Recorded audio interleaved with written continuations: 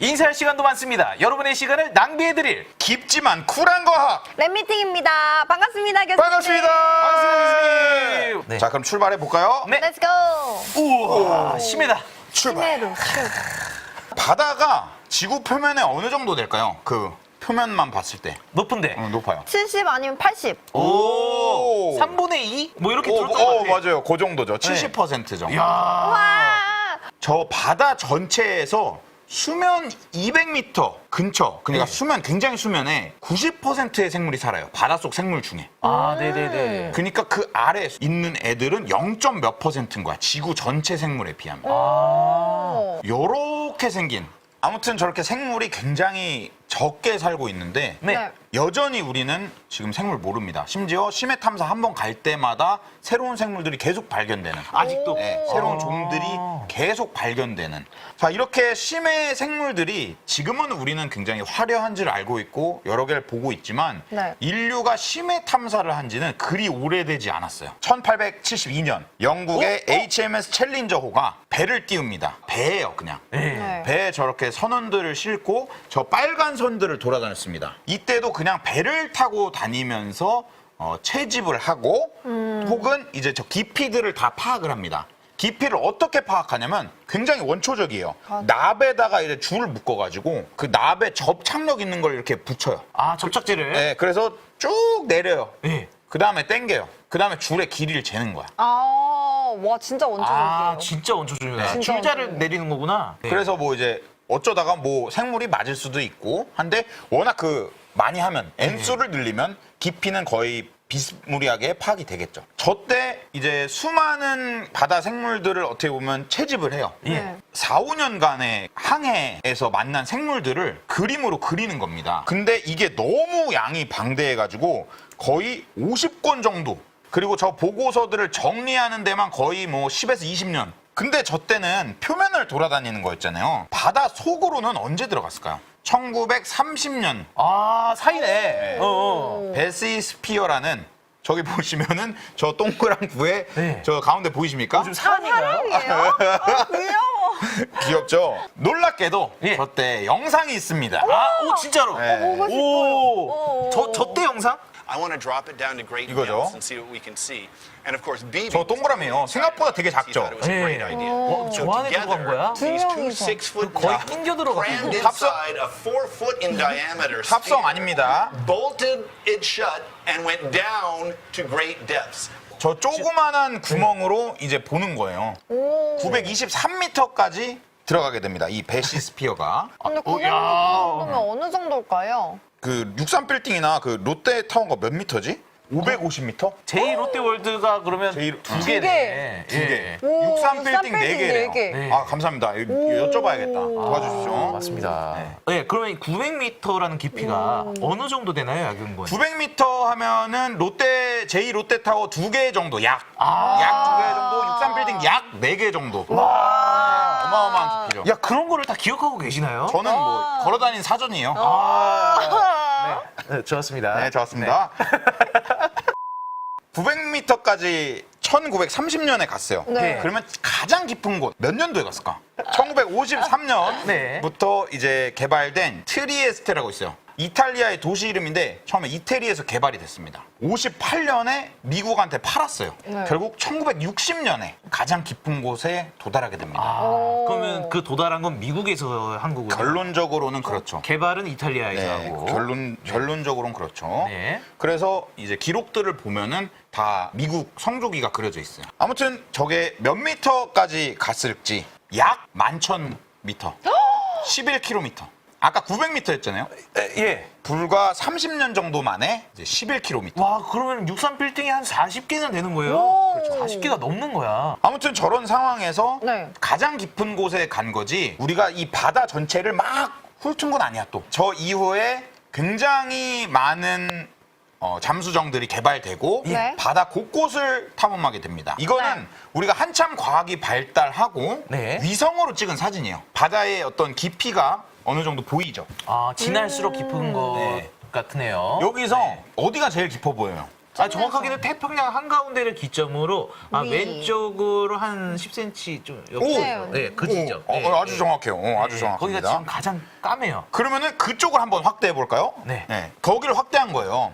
지금 우리나라 보여요. 우리나라랑 생각보다 가깝습니다. 오, 엄청 가깝네. 네. 일본 아래쪽, 필리핀 오른쪽. 아. 저 빨간 지점 보이시죠? 네네네. 저곳이 이제 약 11km인 마리아나 해구. 네. 난 모양이 저 마리아나 해구라고 보면 빨간 포인트가 그 중에서도 가장 깊은 곳, 챌린저 딥이라고 하는. 챌린저 딥. 저 곳 말고도 그리고 자기 집 근처에 있는 바다들도 다 탐험을 해야 되잖아요. 그래 저렇게 생긴 애들이 이제 바다를 막 탐험을 하고 다니는 거예요. 보통 심해라고 하면 이렇게 바다가 있잖아요. 네. 아까 말씀드린 대로 생물의 대부분의 수는 200m 근처에 살아요. 아, 예. 200m는 나름 파란색이죠. 네. 근데 이제 200m 이하는 거의 엄청 검해지고 1000m 이하는 빛이 안 들어오는 검은 칠흑 같은 어둠이라고 봅니다. 아, 지금 완전 남색이니까. 네네네. 네. 위에서부터 이제 빨간색의 계열의 빛이 이제 안 나오고 그러면서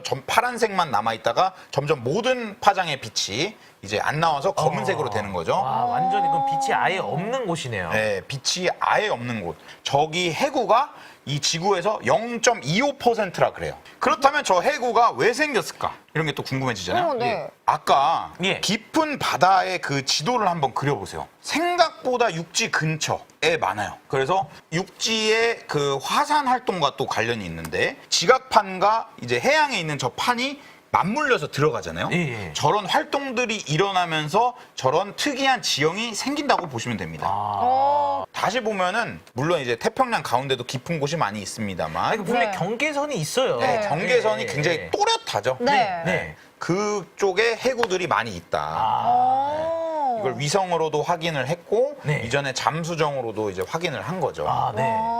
심해 환경 어떨까요? 산소가 없고 빛도 물 있고. 없고. 물 있고 예. 그리고 그 정도 빛도 없고 빛도 없고. 또 압력이 높겠죠. 압력이 아무래도. 엄청 높죠. 예. 또 온도가 그렇죠. 온도가 온도가 엄청 차죠.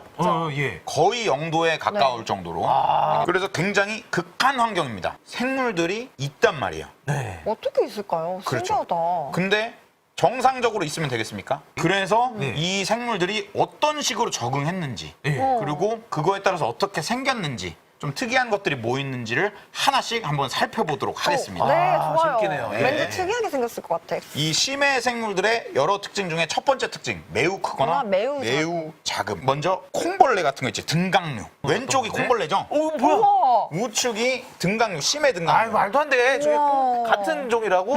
예. 이렇게 보면 제가 어떻게 사는지 잘 느낌 안 오잖아요. 심해 등강류 영상 한번 같이 보시죠.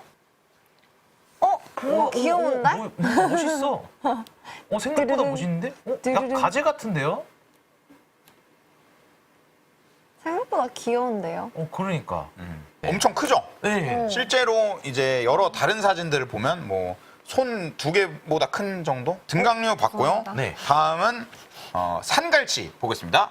저거는 이제 16m 아니에요. 최대 16m까지 자랄 수 있다는 거고 네. 저거는 7, 8m 정도였던 걸로 기억해요. 뭐 그 다음 그게- 큰 생물 바로 요겁니다. 대왕오징어. 얘네들이 왜 클까를 생각해 보면은 일단은 보이지 않는 환경에서 네. 네. 먹이를 쓸어 담기 위해서 네. 이제 점점 크고 그리고 먹이를 먹는 애들이 계속 먹게 되니 네. 저렇게 된 거죠. 그래서 실제로 팔에 털이 많아가지고 쟤네들이 사냥하는 방식이 그냥 이렇게 쓸어 담아와요. 그리고 대박이다. 뭐 여러 또 요인들이 있습니다. 뭐 체온 조절에 에너지를 소모하지 않게 세팅이 돼 있는 경우도 있고 네. 활동을 거의 안 하는 경우도 많아요. 활동에 대한 필요성이 많이 떨어지기 때문에 그리고 감각 기관을 많이 사용하지 않는 경우도 많아서 이런 여러 가지 에너지가 세이브되는 부분들을 이제 몸을 키우는 데 쓴 거죠. 아무튼 저런 게 있고 네. 또 다음은 좀 편한 거 다음 장 주시죠. 항유고래. 그래도 항유고래. 고래는 원래 큰 줄 아니까. 알죠. 네. 얘네들도 뭐 2,000m 이런 네. 데까지 가는데 이거는 뭐 뻔히 아시는 거기 때문에 얘네도 한번 우리가 심해 탐사정이 얘를 발견한 영상을 한번 가져왔습니다. 좋아요. 이게 영상을 제가 저 보이죠? 오, 옆에 뒤. 밑에. 와. 아, 장난 아니죠? 오 나옵니다.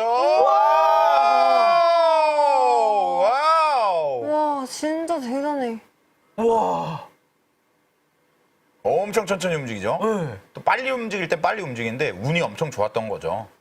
이제 큰 거 위주로 봤잖아요. 네. 큰 거 위주로 봤는데 작은 애들은 너무 많아요. 따로 뭐 이렇게 가져오진 않고 하나 정도 아, 네네. 가졌습니다. 다음 장 주시면요. 얘가 바로 랜턴 샤크. 아, 너무 와, 조그매. 너무- 상어. 상어인데 저렇게 조금 에. 아니, 새끼 아닙니까?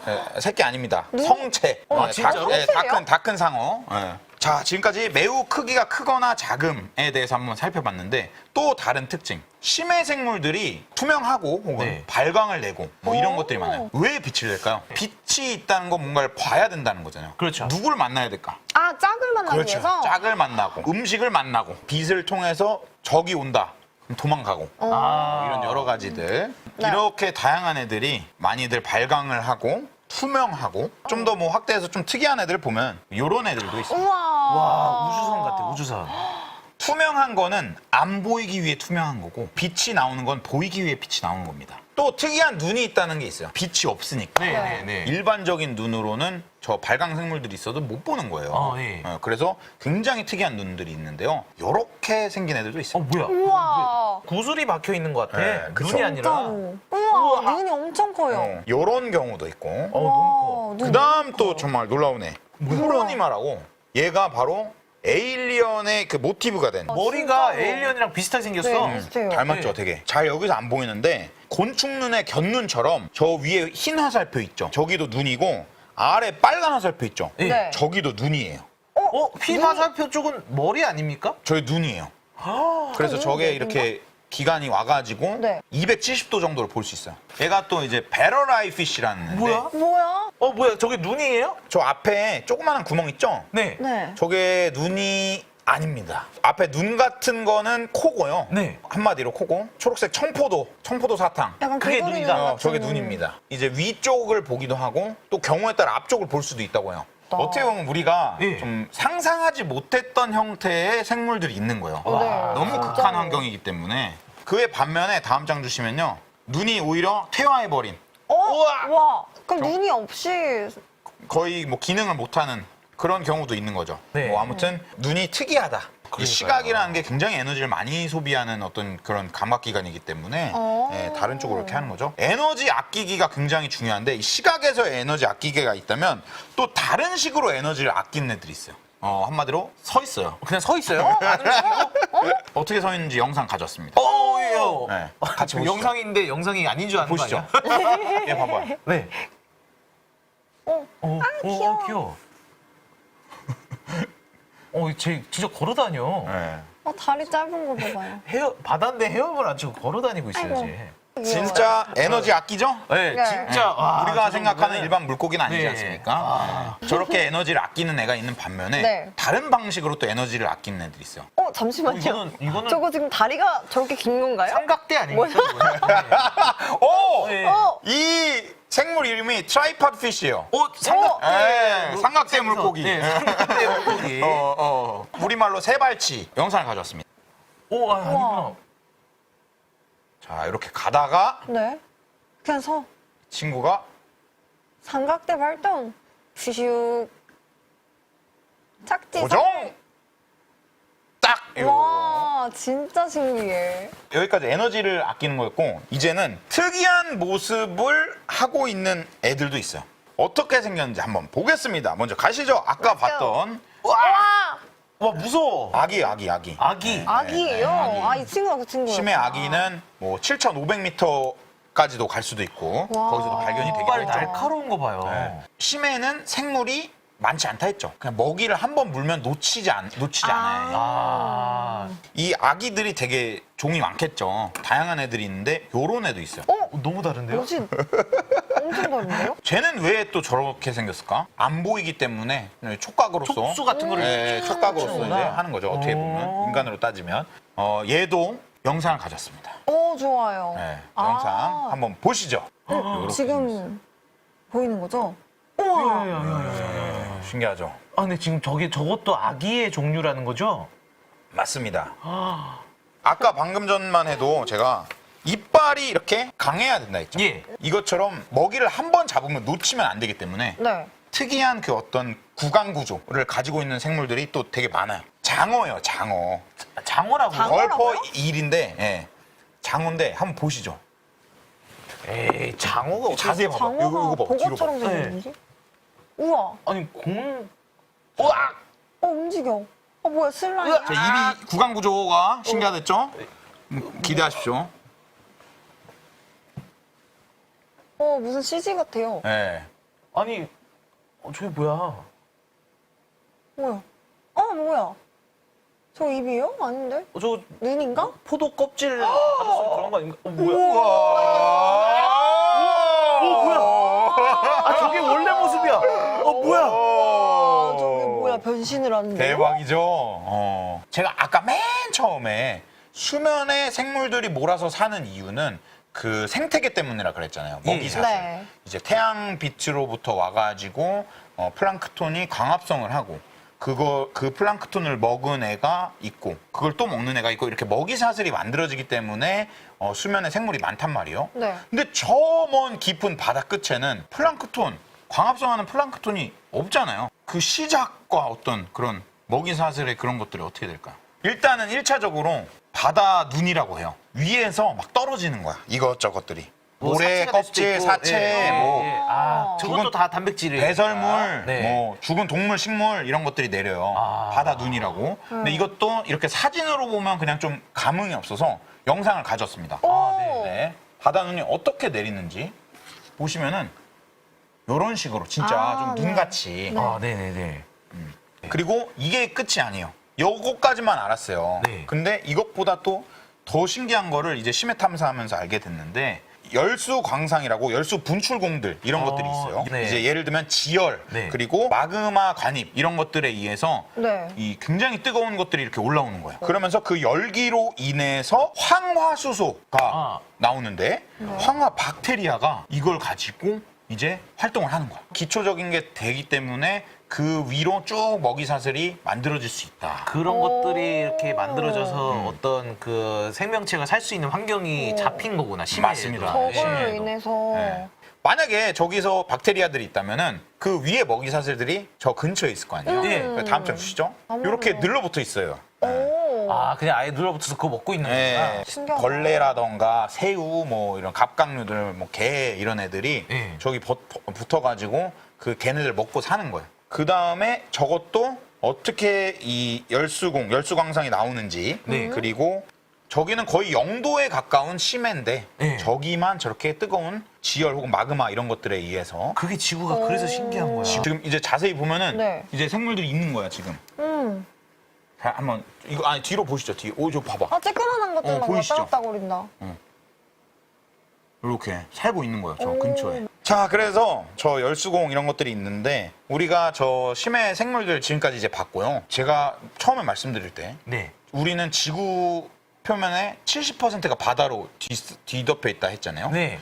거기에서의 물론 이제 자원 개발도 하고 있지만 수많은 자원들이 있습니다. 아, 네. 아, 우리가 또 탐험할 수 있는 새로운 자원들을 그렇죠. 네. 자원 단자. 탐험하기 위해서. 실제로 바다에서 이미 여러 자원들을 지금 활용해서 쓰고 있지만 네. 여기에 또 굉장히 귀한 또 특이한 특수한 자원들이 있어요. 그래서 자원들이. 다양한 이제 자원들이 있는데 네. 그중에 좀 대표적인 것들을만 네. 좀 얘기를 해보도록 하겠습니다. 불타는 아이스, 저온인과 동시에 고압의 상태인 심해이기 때문에 저 메탄 하이드레이트라고 네. 저런 것들이 있어서 말 그대로 불타는 아이스입니다. 얼음인데 불이 타요? 네, 불타는 아이스. 90년대 때 주목을 받았는데 다만 지금은 조금 딜레이가 생긴 게 네. 지구 온난화. 그래서 저런 메탄 하이드레이트뿐만 아니라 네. 망간 단괴.